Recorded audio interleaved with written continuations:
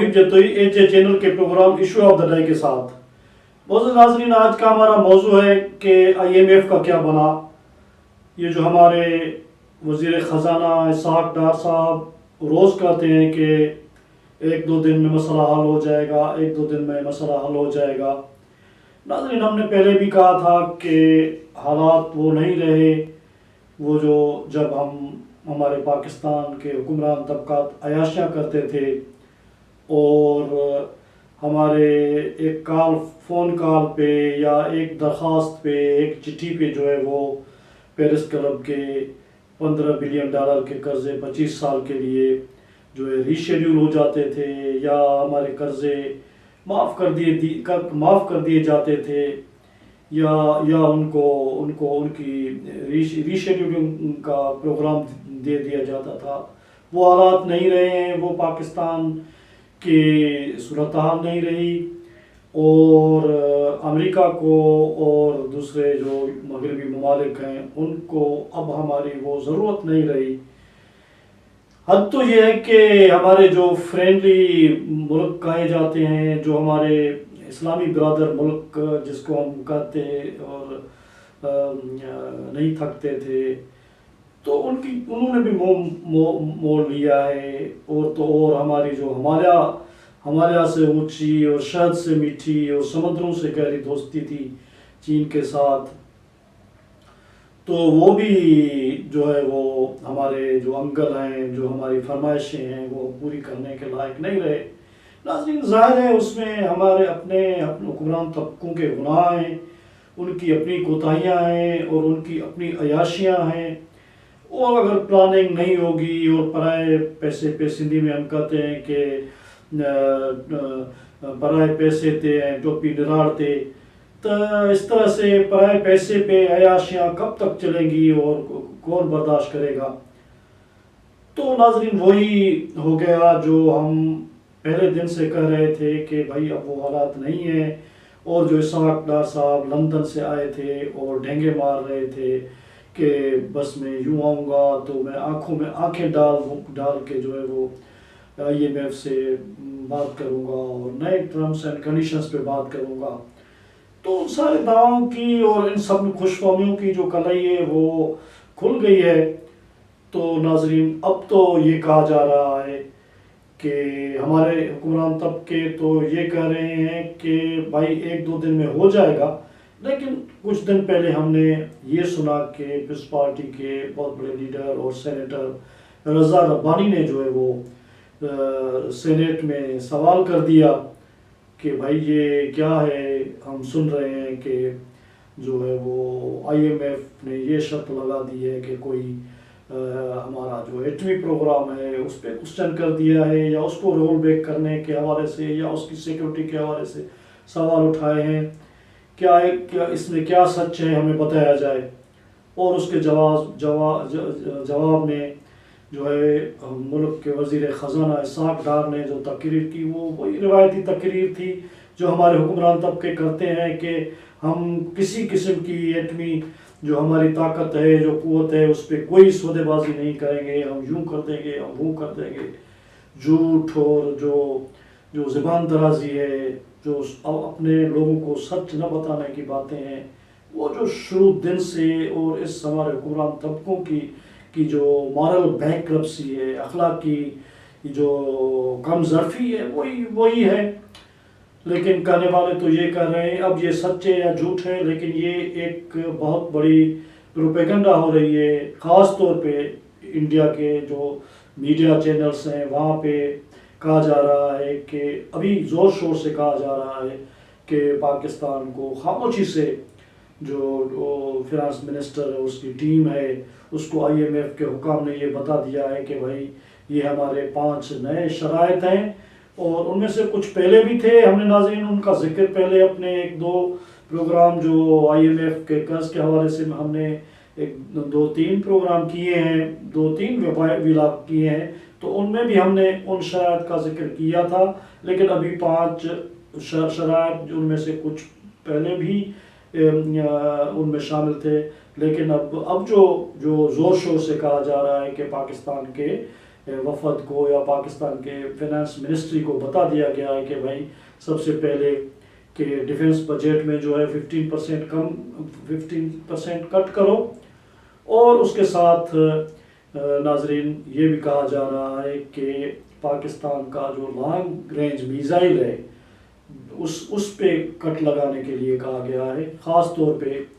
जो Indian channels हैं वो ये प्रोपेगेंडा कर रहे हैं कि IMF वाले कह रहे हैं कि जो पाकिस्तान ने शाहीन 3 मिसाइल का जो प्रोग्राम बनाया हुआ है, उनके इंडिया के कहने मुताबिक कि उन्होंने बना दिया है या प्रोसेस में है, तो उसको रोल बैक करने के लिए कहा जा रहा है या उस प्रोग्राम को इंस्टॉल करने के लिए कहा जा रहा है, क्योंकि उनके कहने के मुताबिक कि पाकिस्तान के एक जनरल ने जो है वो एक इंटरव्यू में ढेंगे मारते हुए कहा था कि हमारा जो शाहीन 3 है वो 2750 किलोमीटर पर वार करेगा और 12 मिनट के अंदर हम जो है वो तल अवीव को, जो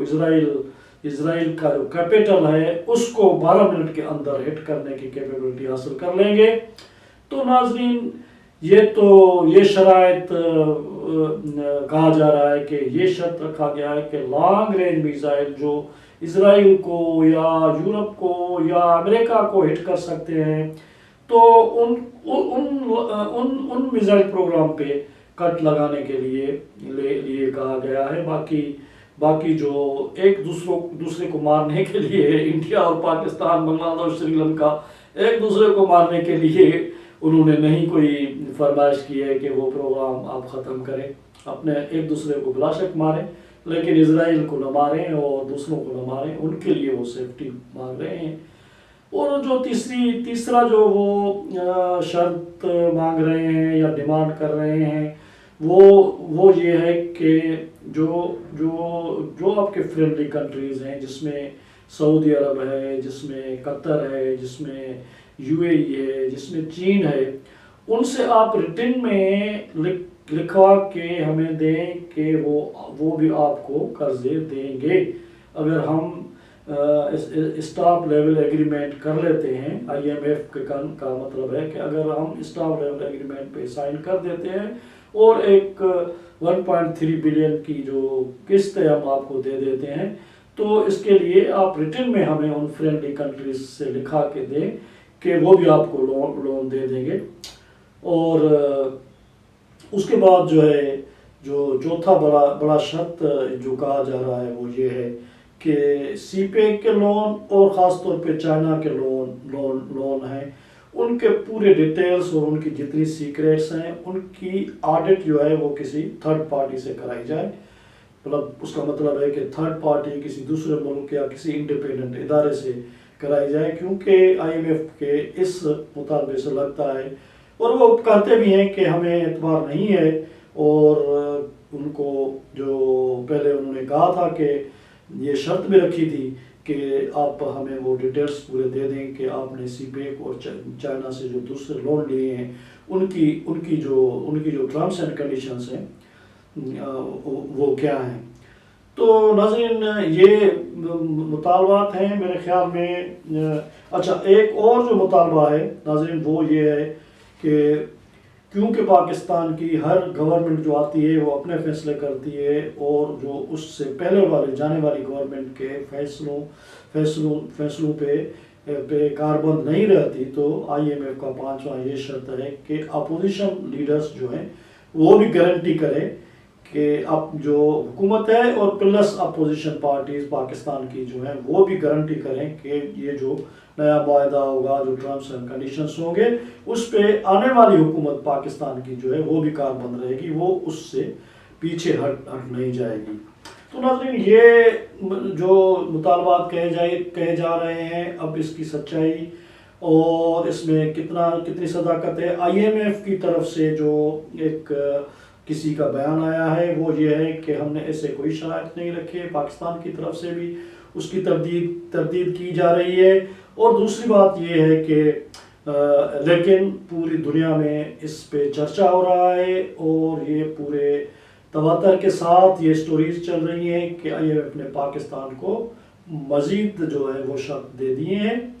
और उसके साथ नाज़रीन हमारे मसाइल हल होने के नहीं हैं, क्योंकि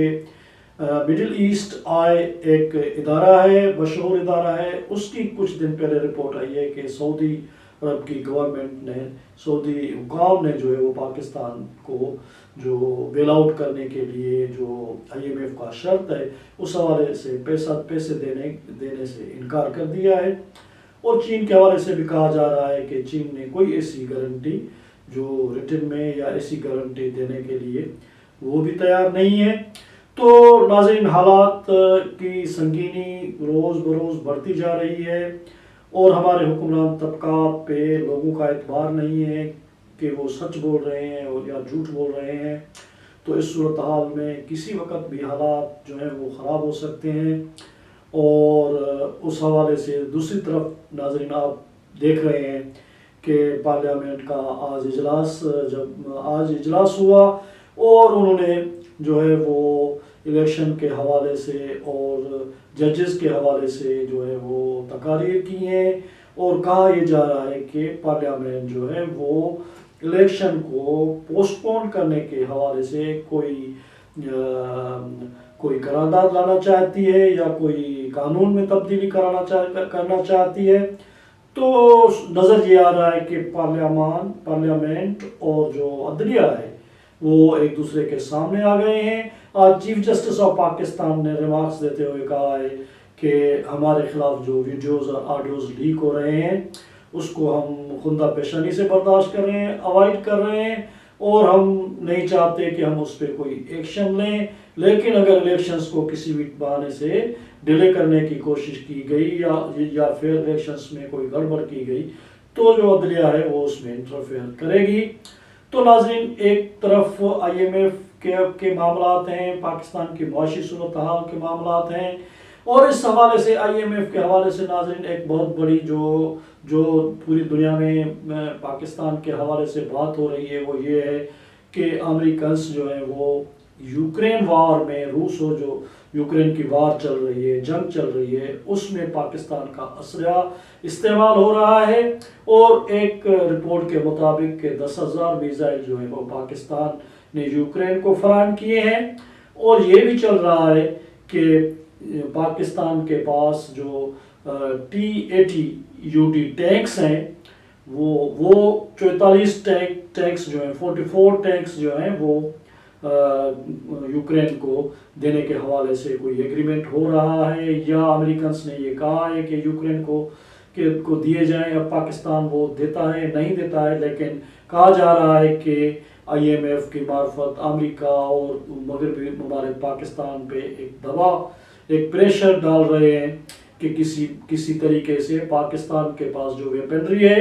क्योंकि यूक्रेन और रशिया की वार में ये जो असला है, जो बारूद है, ये जो रॉकेट है, जो आर्टिलरी है, ये सबसे बड़ा डिसाइसिव फैक्टर बन गया है। क्योंकि जंग जैसे जैसे तवालत पकड़ रही है, जंग तवील होती जा रही है, तो असले की डिमांड बढ़ती जा रही है और पाकिस्तान के पास जो असला है उसको कहा जा रहा है कि IMF और अमेरिका की तरफ से यूक्रेन में इस्तेमाल करने के लिए प्रेशर बिल्डअप किया जा रहा है। हमारी ये है, हम पाकिस्तान के अवाम ये समझते हैं कि पाकिस्तान ने पहले भी जो है वो मगरब की जंगों में खुद को शामिल करके बहुत अपना नुकसान कर लिया है और उसकी वजह से हमारी सरहदें गैर महफूज हो गई हैं। तो अब पाकिस्तान को किसी और जंग में शामिल नहीं होना चाहिए और इस प्रेशर को सस्टेन करना चाहिए और इस प्रेशर में आके खुद को किसी और जंग में नहीं फंसाना चाहिए। क्योंकि हमें याद रखना चाहिए कि चीन हमारा दोस्त मुल्क भी है, उसकी बहुत बड़ी इन्वेस्टमेंट है पाकिस्तान में, कोई $62 बिलियन की बहुत बड़ी इन्वेस्टमेंट है और CPEC के हवाले से बहुत प्रोजेक्ट्स हैं और गवादर पोर्ट और कराची पोर्ट के हवाले से भी एग्रीमेंट्स मौजूद हैं। गवादर पोर्ट तो है ही चीन के पास। तो इस हवाले से हम उस पोजीशन में नहीं है कि कोई चीन की पॉलिसी के खिलाफ हम कोई मगरब के साथ अब चल सकें या आगे जा सकें। ये एक बहुत बड़ा दिफाई मामला है, अस्करी मामला है उसमें अस्करी जो माहिर हैं वही फैसला करेंगे, लेकिन एक कॉमन सेंस की बात यह है कि हम यूक्रेन की जंग में पाकिस्तान को इन्वॉल्व करने के हक में नहीं है। हम समझते हैं कि जो पहले जंगें जो प्रॉक्सी वार हमने लड़ी हैं, उसी तरह इस जंग में भी हम अगर खुद को फंसाएंगे तो बहुत बड़ा नुकसान हो जाएगा। तो नाज़रीन, ये आज की सूरत हाल है जिसमें हम फंसे हुए हैं। इस मामले पे ये मामला क्योंकि IMF का और हमारी सिक्योरिटी का मामला इंतहाई अहम मामला है, तो इस पे हम मुतवातर आपको बाखबर रखते आएंगे। इसी के साथ हम आपसे इजाज़त चाहते हैं। आखिर में हमेशा की तरह आपको कहेंगे कि हमारे चैनल को आप सब्सक्राइब करें, लाइक करें, शेयर करें और कमेंट्स करें, जैसे कि हम अपने आवाज़ को ताकतवर बना सकें और आपके पास पहुंचा सकें। Thank you very much. अल्लाह हाफिज़।